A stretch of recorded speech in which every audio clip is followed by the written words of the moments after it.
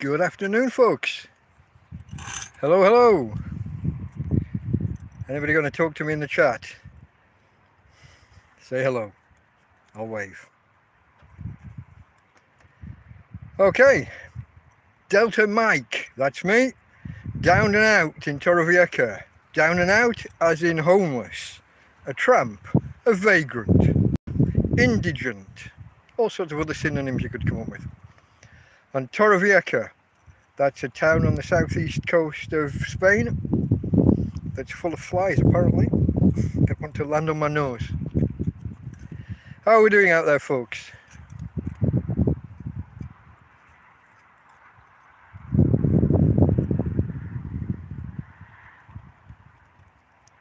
Nobody wants to chat. Come on, don't be shy. I'll have a sip of my coffee while I wait.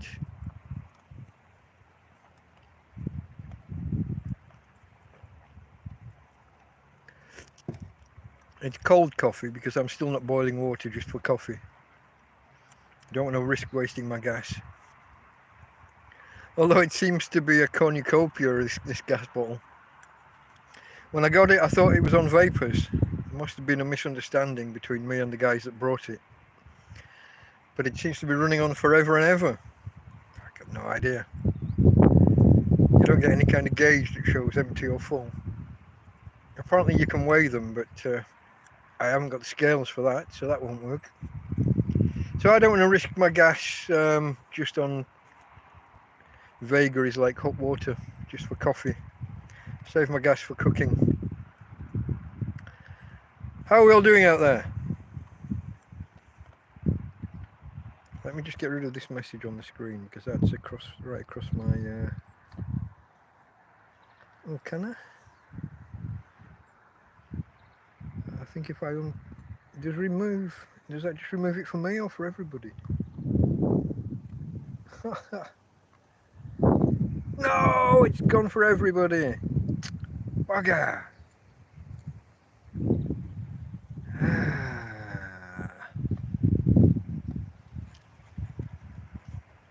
Well, that's no good, is it?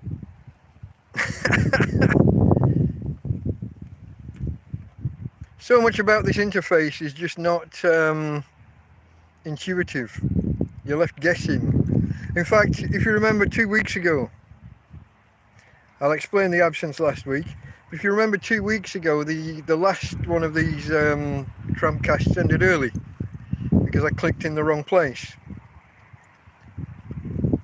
A message popped up on screen and said that I could moderate a message. I clicked it and it took me away from the stream and ended it. And backed it up and saved it and made it private. So that was no good.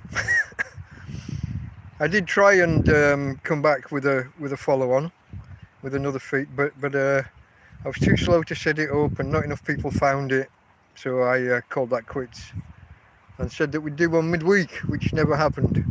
So apologies for that. It's been an interesting couple of weeks. So yeah, I'll start, shall I, with where we were after that stream ended on the Sunday. So on the Monday, my friend Karen came round and brought me a remarkable piece of furniture, a chest of drawers that she no longer needs. So I've got furniture inside that tent that's too good for my house that I lived in. She came round. She gave me another hair trim and a beard trim, and brought me some food. So that was nice. But then that Monday night, we had a storm that kind of came out of nowhere. It wasn't part of any forecast. It just the winds grew stronger and stronger, and then it started to rain. And then out of nowhere, the weather app said thunder and lightning. At no point during the day had they suggested any thunder and lightning. At no point until it started raining had they suggested either rain or thunder and lightning. It literally came out of nowhere. Can't rely on these things, guys. Let me just move this a little bit closer. How's the volume? Tell me, does it sound okay? Can you see me okay? I look like I'm partly in shadow a little bit. I don't know if I can move around a little bit. Oh, I don't know if that's better or worse. You'll have to tell me, guys. Somebody speak up. I'll have a sip of coffee while I wait.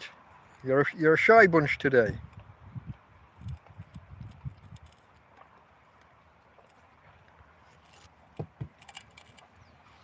So anyway, yeah, this storm came out of nowhere. Really windy. I mean, like, I was really being buffeted by the side of the tent was blowing into the back of my head and smacking me about. And then it started raining, which is never a good sign when you've got a big hole in your tent, in the roof. And then thunder and lightning was predicted, but never really. I think there was a couple of claps of thunder, but nothing noticeable.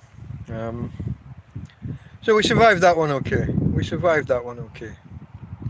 And then the next morning, the lady that lives along the way here, that I call Morticia, I don't know whether I should or not. I can't get her name because she's afraid of the dog. She won't stay and talk. But she brought me a cream cake, like a big chocolate, half-frozen kind of cream cake, and left me a bit of money under a stone over here. So that was nice. That was a good start to the day.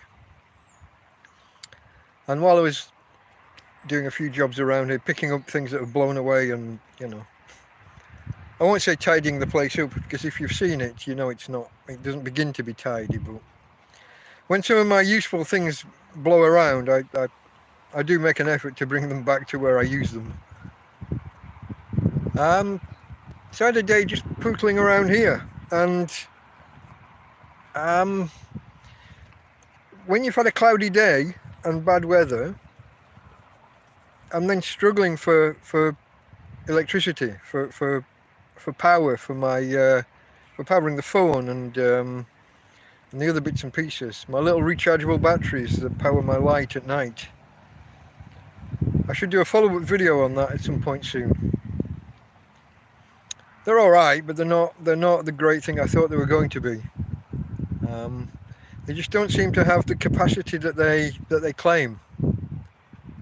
So I get, I don't know, 4 or 5 hours of use out of them before they drop in power and the light dims. It's still on, but it flickers up and down over time.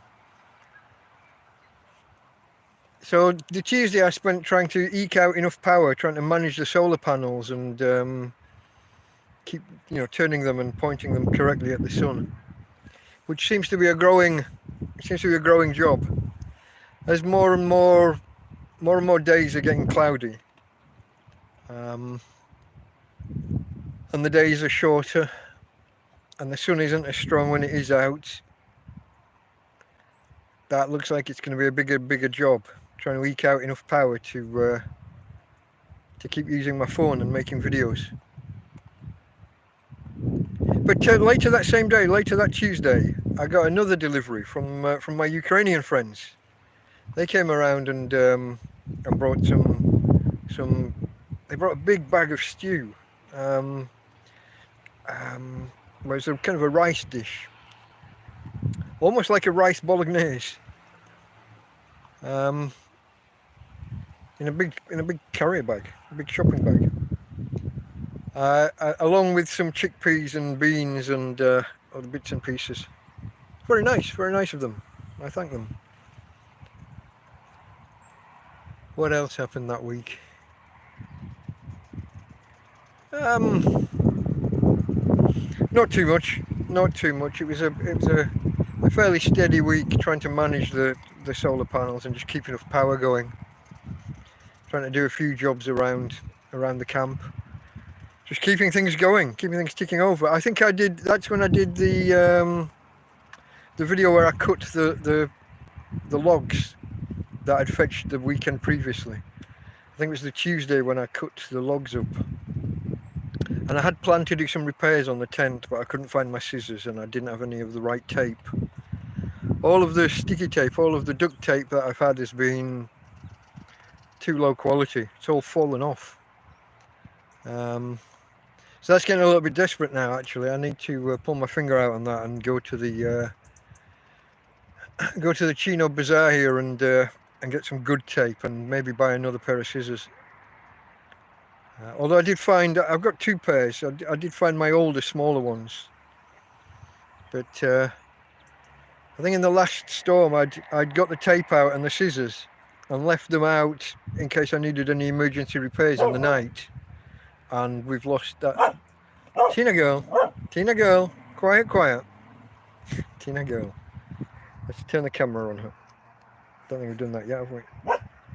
Can we see her? I can't see if we can see her. Yeah, there she is. Been trouble. Quiet. Chasing flies.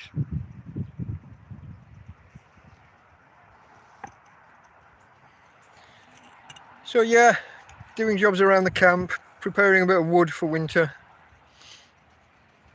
I cooked a bit of food as well. I think that was the next day. I think that was the Wednesday.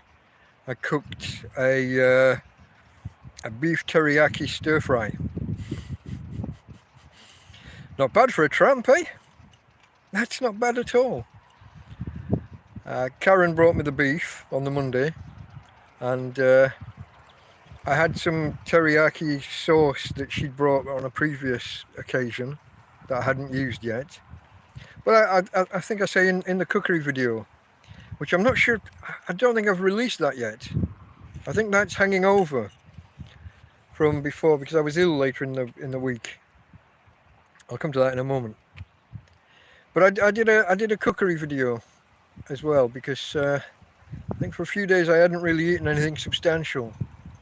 So I made a lovely beef teriyaki stir fry with some celery and leek and peppers and got some spicy peppers as well. Well, a middling, not too spicy, a medium hotness.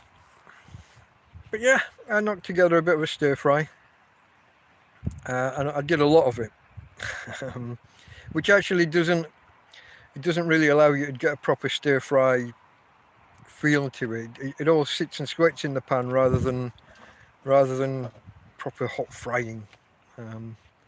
But I needed a good pan full of food, so that's what I had to do. Tina girl, she's caught on the logs. Get in your corner. Tina's corner. Yes. Go on. Tina's corner. Off she goes eventually, after 5 tellings. And now she's stopped to look at me. Hey babe, Daddy loves his girl. I think she's coming over. Let's have a look. Can we see her? She's trying to come over, but she's stopped by the length of the lead. Hey babe, come say hello to the peoples. Come on. No, that's as close as we're going to get. Let's have her back on me. So where are we? That was the Wednesday. I don't remember the details of the rest of the week, the Thursday, Friday. Oh, okay. I do. So after that 007, after the 7th TrampCast, we were hovering somewhere on 293, 294. And every time we got up towards 295, it fell back down again. We had some unsubscribers. And all week it had been gain a subscriber, lose 2, gain 2, lose 1. And it kind of didn't really get anywhere. But once we hit 295, 296, I put out a post saying, hey, we're going to hit 300 soon. And I said that as soon as we hit 300, I would go live.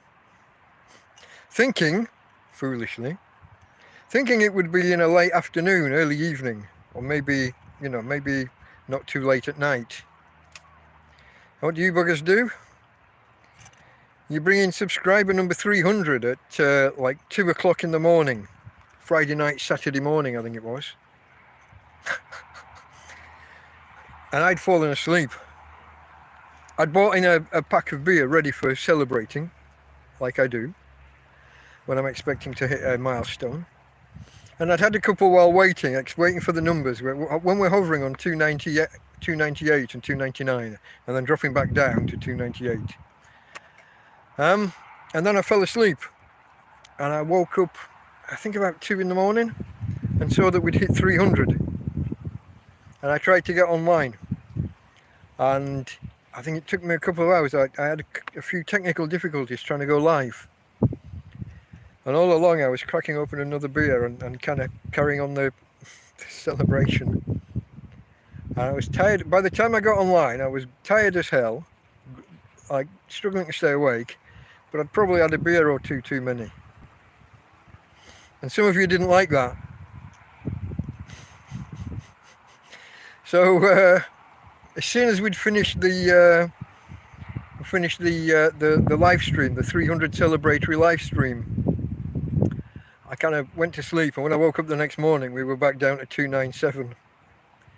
3 of you unsubscribed because of the drunken tramp, I guess. I mean, I have no idea.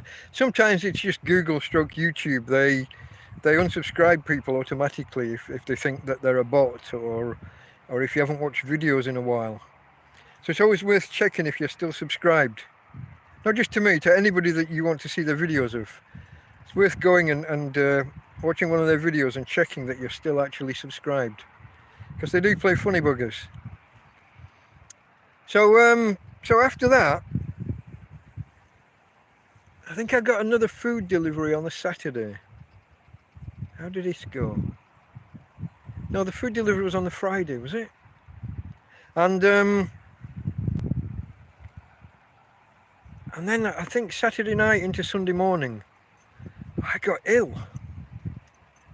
Really, like a fever. Shivers, alternating shivers and sweats. And basically I was like that for, I think, 4 days.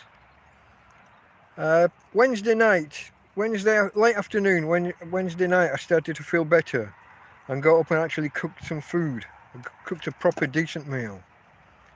But I spent Sunday, Monday, Tuesday, Wednesday, well, half of Wednesday, in bed. I'm not going to say unable to move. I could get up and do what needed doing, you know. I had to walk the dog and feed her, and but straight back into bed as soon as I'd done the basics. Straight back into bed. Just didn't have any energy, felt like crap. Didn't wash for those 4 days, even though I was sweating and I was just marinating in my own bloody juices in bed by the end of that. So Wednesday afternoon, Wednesday evening, I got up and, like I said, I cooked a big pan of stew.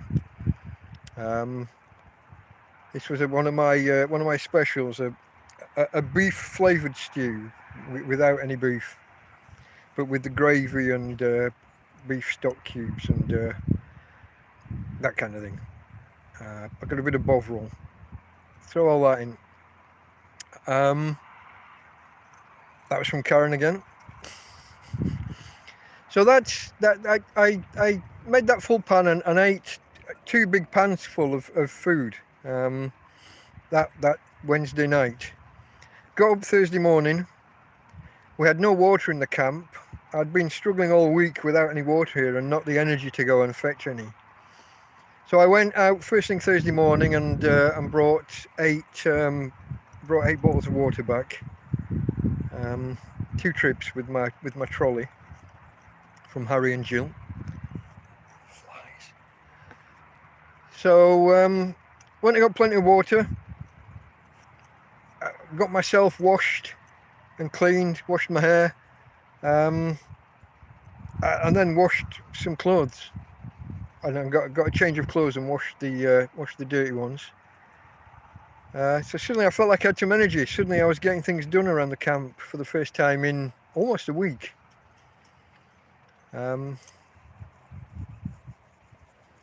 Yeah, so suddenly it felt a little bit better. Not too bad all of a sudden.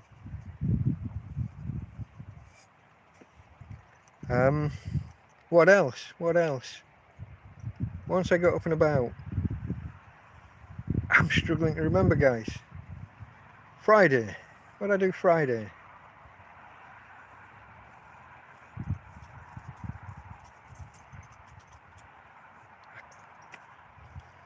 Must have just stayed in camp. Must have just, again, managing my power. I think it was Friday was the first time that I managed to get the power levels back up on my phone.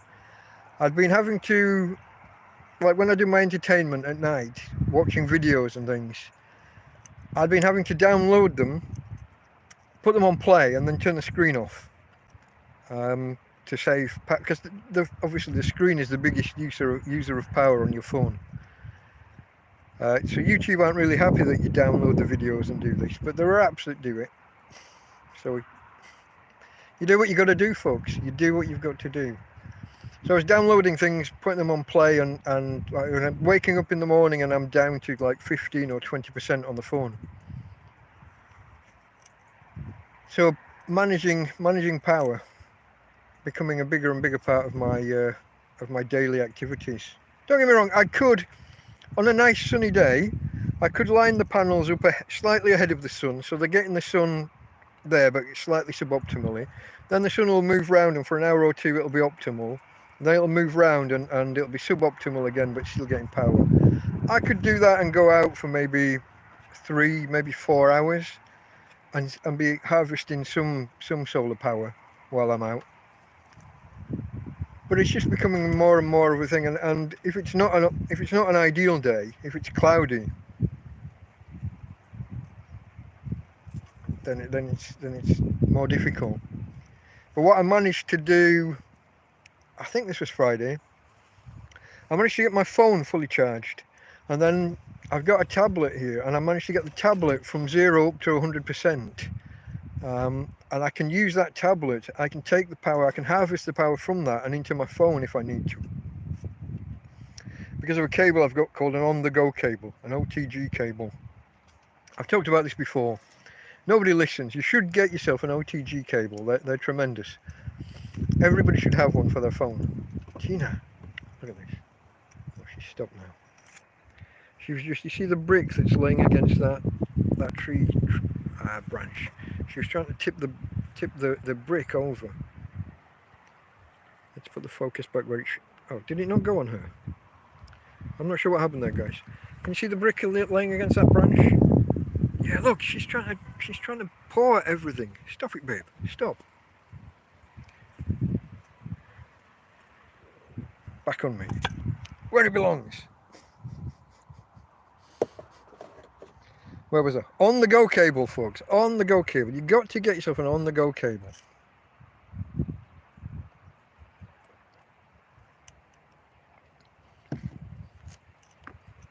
So that allows me to harvest the power.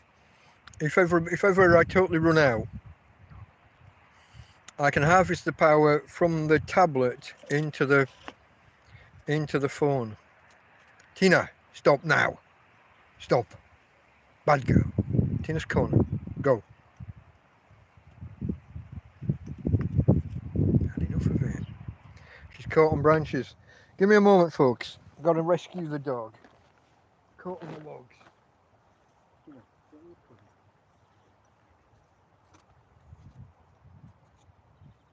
Get in your corner and stop being a nuisance. Tina's corner. Go. In your corner. In your corner.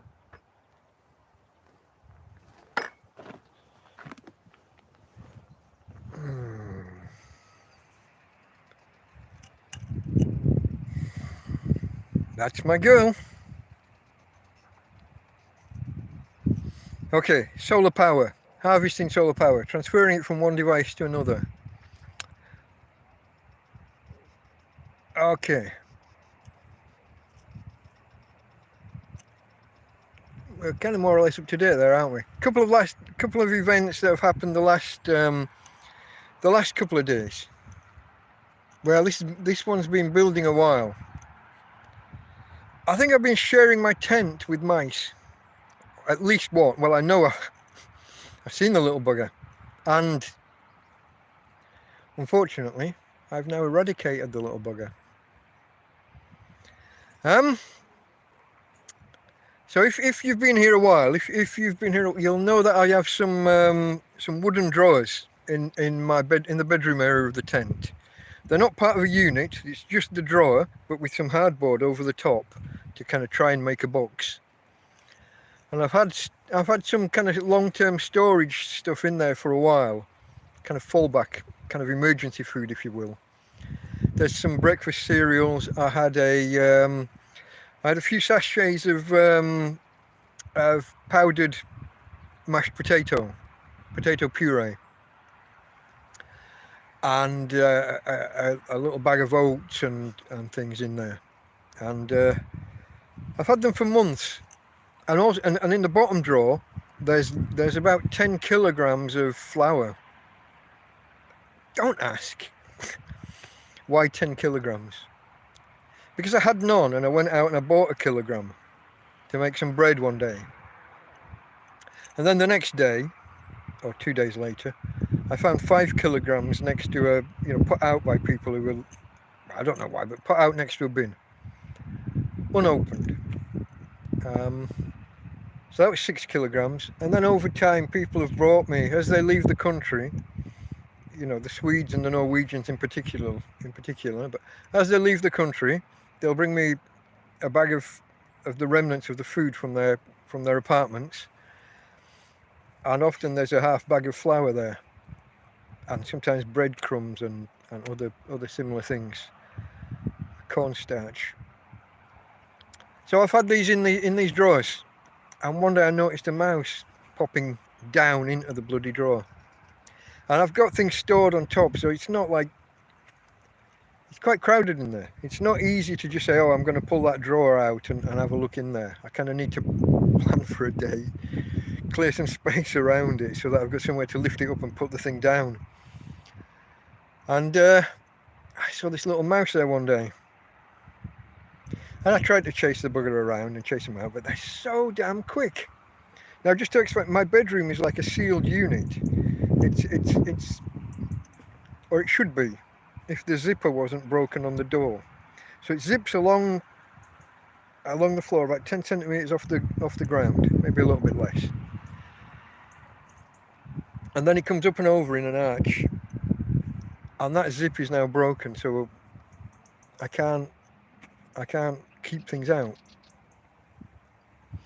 But what I have done is I've put a couple of mouse traps down inside the bedroom, if it went in the door and around the wall, around the edge, behind where I've got things piled, I put a mouse trap, and I put one near these drawers with the food. And last night, just after we'd got into bed, so I don't know, somewhere around 8 o'clock, there was a thwack, and I thought it sounded like the muted sound of a, there's a different sound when a mousetrap goes off with nothing in, like if the wind catches it or something, versus if it goes off and there's something in there. And when I looked, there the little fellow was. I think he was still alive. His eye was kind of glinting a little bit. There was nothing I could do for him. I couldn't help him. I just left him to die. What else is there to do? I left him. And this morning I disposed of him. I don't like taking a life. But at the same time, I can't be sharing my tent and my food with vermin. Not having it. I try talking to them, telling them to go away. Leave in peace. Leave now with your life. I guess we're I don't know, I'm a softie. I think we're a soft generation. I don't think my parents would have given two craps about a mouse dying. But I don't know, it was the same when that rat died. But I'd had to chase him out of the flat, I was going to say flat, out of the tent 10 times one night, that rat. The mouse has been annoying me for a while, and what you get when you're in a tent, you're listening for noises. I've got a plastic floor, and the floor and the walls, it's all one piece, so there's no getting in and under, not in the bedroom. But what you get, you're listening for little noises. You think you would hear a mouse running around on the plastic. You don't, or at least you don't often. But what you do get is you get little ripples in the wall as the wind's blowing, and you hear a noise going along the tent. And in the middle of the night, you're not sure. Is that a bloody mouse? You listen, and it sounds like footsteps, and maybe sometimes it is. You don't bloody know. By the time you grab your phone and turn a light on, who knows? But yeah. So last night I had to get rid of the little fella. But what I do know is that I looked in that drawer, in the top drawer. I think at the start of this week. No, can't have been. Must have been the end of last week, before I was ill. And noticed, I knew that the mouse had been in there because I'd seen him.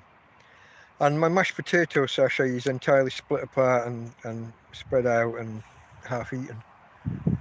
And I think one of the what was it? There was something else in the top there that's also opened, and it's got mouse droppings in. So I'm going to have a proper clear out there, and if I can, move some of that stuff into the plastic boxes that I've got, which are fairly heavily packed at the minute with things. Oh, and that was the thing the other day. So I've got a few packets of soup and sachet of soup and a few sauce packets, like a chili con carne spice mix type thing, and I think there's a curry one as well, unless I've used that already, not sure. But I've got a few sachets like that, and also I've got my stock cubes, my caldo, and they're in this box that was against the wall of the tent. And when I've opened it up the other day for the first time in a week or two, it's wet inside. Everything in there was dripping wet. And this was on a day when it hadn't been raining for a couple of days. So I'm not sure if it's condensation running down the inside of the tent, dropping onto the top of the box, and where the handles go through the lid of the box, there's a what would you call it? Where the handles go through, there's little slits, and I think it means that the box isn't watertight from the top. So you get a pool of water sitting on it from condensation or from rain, either way. It's going to ruin the stuff inside. Get this. For about 3 months, maybe more, I had a pack of butterscotch toffees in there, opened, and every now and again, whenever I'm in the box, I'll take out 2 or 3 as a little treat. And there was maybe only a third of a pack left, but ruined. The water's got inside, and they've just sat in a pool of water. But it's not just that. As you take them out, and they're all sticky, and you kind of you lick your fingers thinking that you're going to get nice butterscotch toffee flavour. No, you're getting beef and chicken stock and vegetable stock from the stock cubes. That's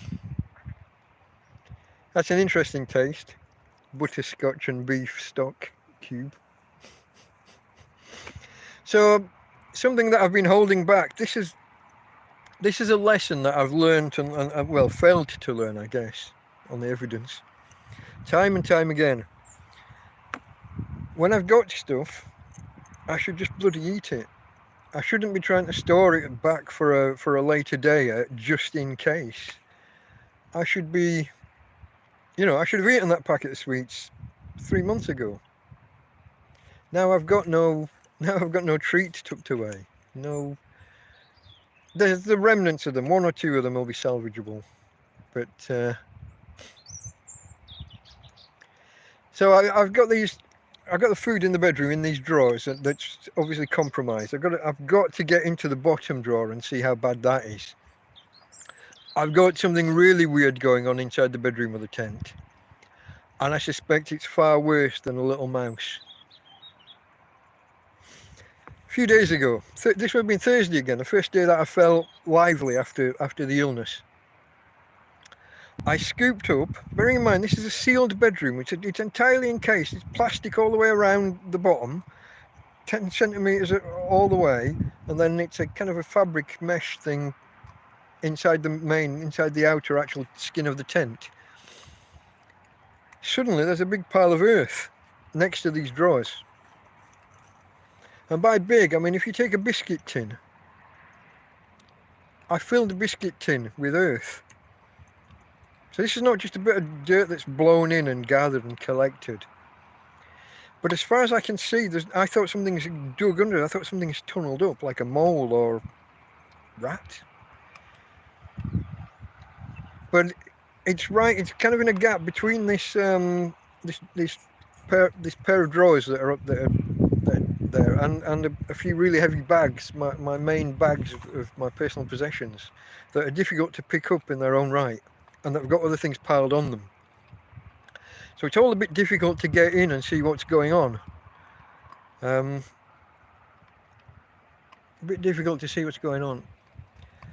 But I cleared all this dirt, all this soil. I put it into this biscuit tin and brought it outside and kind of threw it away.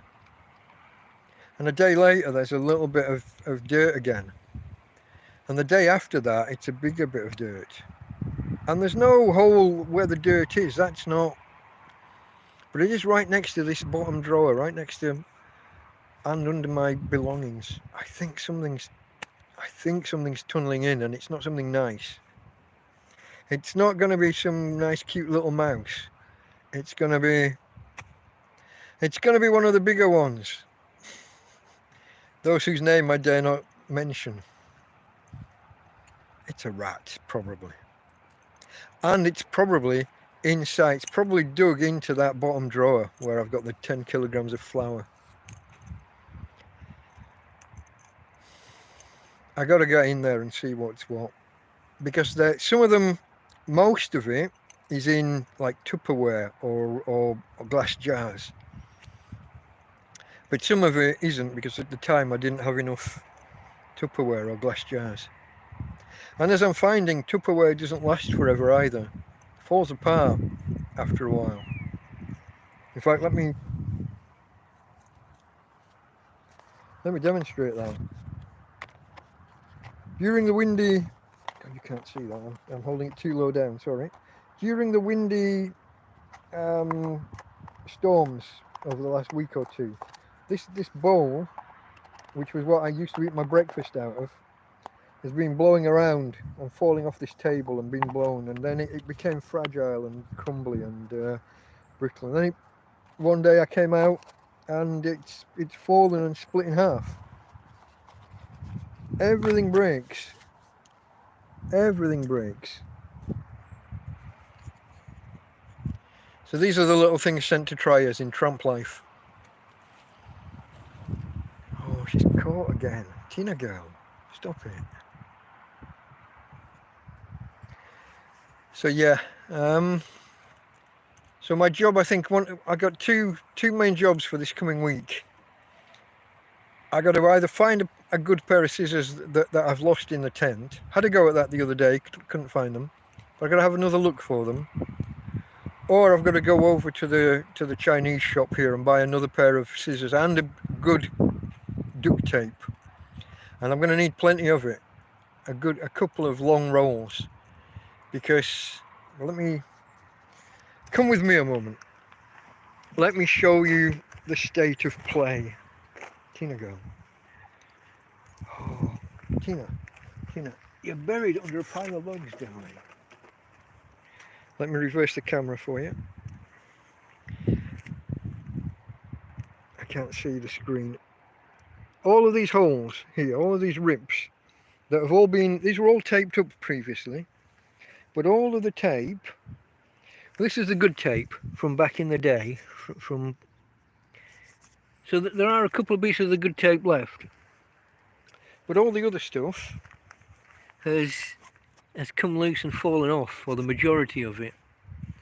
So all of my repairs kind of need redoing, but we've got huge rips along the bottom of the door. We've got fairly big rips halfway up the door. We've got this whole line of rips here. We've got this huge rip here that Tina did one day. Damage and destruction that she is. This has actually held up fairly well. This was what Tina did one time while chasing a rat, so I couldn't really blame her. But she put her legs through the entire bottom of the tent. And over here we've got where the bottom seam, the bottom, I don't know what you'd call it, but the strongest part, I guess the seam, has separated from the body of the tent in when we had the really strong winds. When we had the 50 km/h almost winds. And then here, the other side of the tent, these were all repaired on the inside, from the inside once upon a time, but they've got worse and the tape's fallen off. This is the most urgent, I think, of the jobs.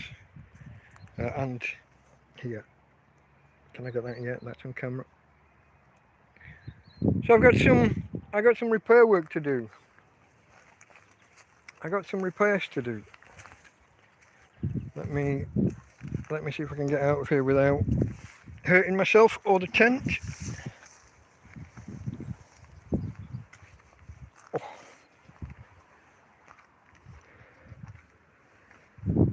Let me switch back to, oh, there she is, her ladyship.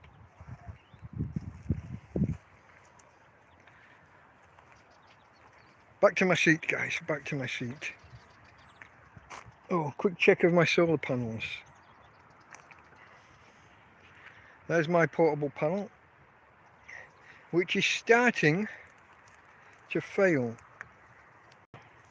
These two panels, once upon a time, you see how this panel's gone all crackly and grey, or white. I don't know if you can see it. I don't know how well my camera works doing here, guys. There. I can't really see the screen. I had to take this protective surface off of these panels at one point.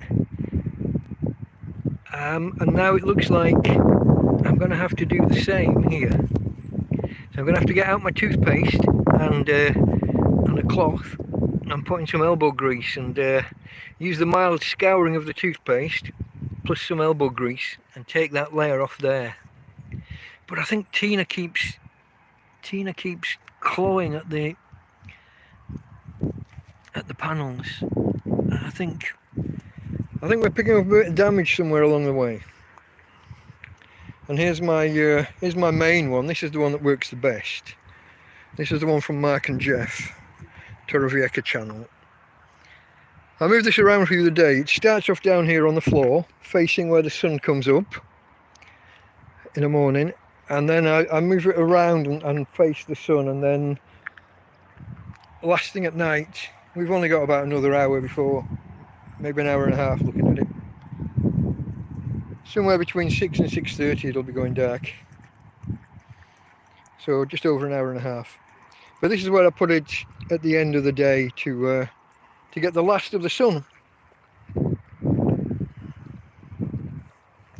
I'm going to clear all this away as well, this green thing on the floor. That was part of my fridge through summer. A damp towel on a rack so the air can get at it and dry it, and the drying causes evaporation and cooling. And then this big green, it's actually I think it's the bedroom of another tent that I found one time, but no tent, no poles, no nothing. But I use that over the top to keep the sun off. But now it's not as warm. In fact, get this. I've got some butter in the tent and it hasn't melted. And it's been there for 2 weeks now nearly. I think it'll be 2 weeks tomorrow. I think. It might have been on the Friday actually rather than the Monday. It might be like 10 days tomorrow. But I'm now able to keep things by putting them low inside the tent, by putting them low, and even inside the chest of drawers that Karen brought me. I can put things in the bottom drawer. They stay cold, well, cool, low down for cool, and they're not. It doesn't melt. Tina, go. Tina, stop. Stop. Stop. Stop. One word from me and she does she likes. So I don't think I need my outside fridge, my external refrigerator technology anymore. Maybe if I had something special that needed keeping, but in general I think I'm alright now. I just have to dig out that bedroom, that corner of the bedroom, and see what's going on with the soil that's appearing. Find out what's going on with the food inside those two drawers, the bottom one in particular, because I didn't get to that last time. It just needs clearing some space around it. I need elbow room. And I need a dog not underfoot while I do it. Because dog.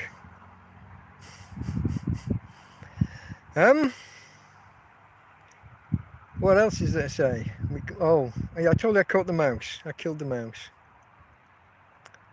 Yeah, that was last night. So we're bang up to date, I think. I don't think there's much more to cover on my recent activities. Any questions out there?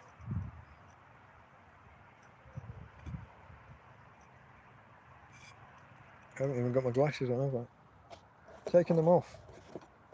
I don't think there's anybody said anything. No. Okay. What shall we talk about then? You got any questions?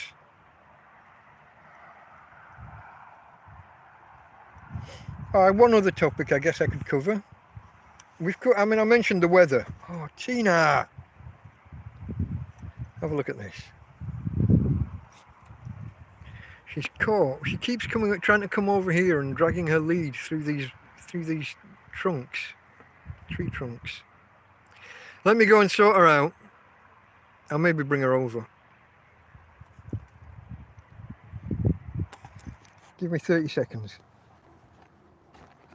Baby girl, what are you doing to me? I'm trying to talk to the people.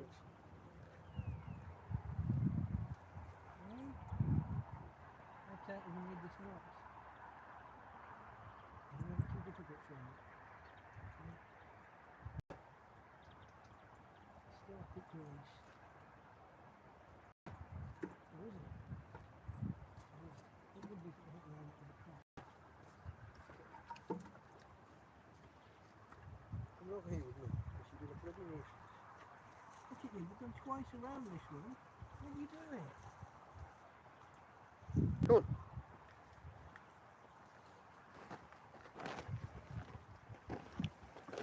Oh, I don't know how she does it. Really, I don't. She's literally wrapped twice around this one log. Hey, babe. Yeah. You're going to sit down for me now. Now that you're here, sit down. Where was I? I was about to talk about the weather. Not so much like the storms and the rain, which seem to have passed now, and strong winds most of this week. Some of them really strong. If I sit up in bed at night, so I'm sat well ahead of the edge of the tent, and it has got a dome. It is a dome, and there is a slope. But instead of being a dome, the wind will make it sag inwards, and then bang the back of my head.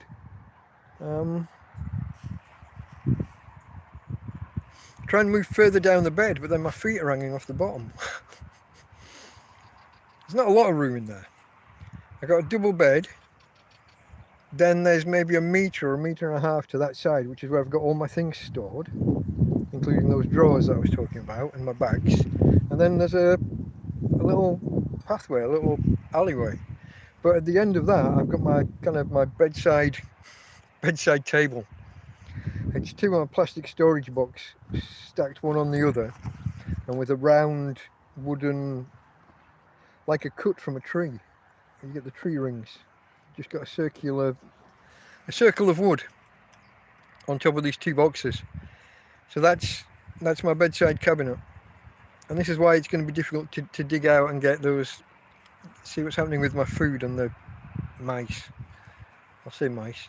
But yeah, the weather really is buffeting, the wind is buffeting the tent at times. But I'm starting to feel the temperature drop and notice it. I've got a clock in there that tells me the actual temperature reading inside the tent. And we are now getting down to 12. We are now getting down to 12 and 13 degrees Celsius some nights, which is quite a drop. It's only a couple of weeks ago we were staying at 20, 25 all night long. Might be a bit more than 2 weeks ago, maybe 3 weeks ago. The big drop from being on, say, 22, 23 degrees to now down on 12. And I've got this thing now, because the bedroom door doesn't close and the outer door doesn't reach. The two bits of the zip, so the door with the zip and then the edge where it would fasten to, they don't reach. There's like a, what? It's more than a 6-inch gap. 6-inch, 15 centimeters. Yeah. There's a big gap where nothing fits anymore. Even my bedroom, where I'm trying to fasten this doorway, where the zip doesn't work, I've got safety pins clipping it 2/3 of the way around. And then I had a clothing peg where halfway down I would try and nip it together and put this clothing peg. And the broken zip will still run on the track. It will still run, but it doesn't bite. The teeth don't mesh. But the zip itself just holds them together. So by having this pin, this clothes peg, and by having the zip halfway down, I can get some closings down. But it's struggling to actually reach more and more. I got a feeling any minute now that the zip's not going to hold on the I don't know what you call the 2 pieces of a zip, the 2 metal tracks that the zipper runs between, the runners, I guess, I don't know. They're going to pop out of the central zipper mechanism. It's all pulling tighter, and I don't fully understand how or why. Something to do with the way that the tent is bending and twisting and shearing the frame of the tent. I don't know. I don't fully understand. I can't really work it out. But because the outer door doesn't fit, and because the inner door doesn't zip anymore, and because the roof's split wide open, but just with a tarp over the top, but the tarp doesn't quite reach right anymore. It's not quite fitting properly. I need to adjust that maybe at some point. It's quite drafty in there on a windy day, on a windy night. And I'm starting to think about what it's going to be like when it gets colder, when it gets cooler, as we get further into winter. I'll be fine. Last year I was outside in it. Now at least I'm inside, even if it's inside and a bit drafty. It's better than I was a year ago, when I just had a bed outside. But I am noticing the cool. I am noticing that I'm still in t-shirt and shorts. I think there's been maybe 1 or 2 nights where I've had to put a shirt on over the top, like a cotton lumberjack shirt, not a padded one or anything. And I am in bed now rather than on the bed. I am under the covers, not just the whole of summer. Well, like spring and summer. I was just sat on top of laying on top of the bed. Having the door of the bedroom wide open though, well, not wide open, but open. Flies and mosquitoes. But I have got a can of fly spray now. I've had like a repellent before, the citronella sprays, and if I sprayed and then took the dog for the walk and then came back and we got into bed, it would keep them away most of the night, but you'd wake up in the night and there'd be There'll be one or two around. This is after the door split and everything, yeah? But now, because the outer door's open and the inner door's open, especially if I have a light on, especially if I put my light on at night, because it's quite a bright light when those batteries are fully charged. It is quite bright. That does attract them. But I've got proper fly spray now to actually kill the buggers dead. I just have to be a bit careful with how much of it I spray.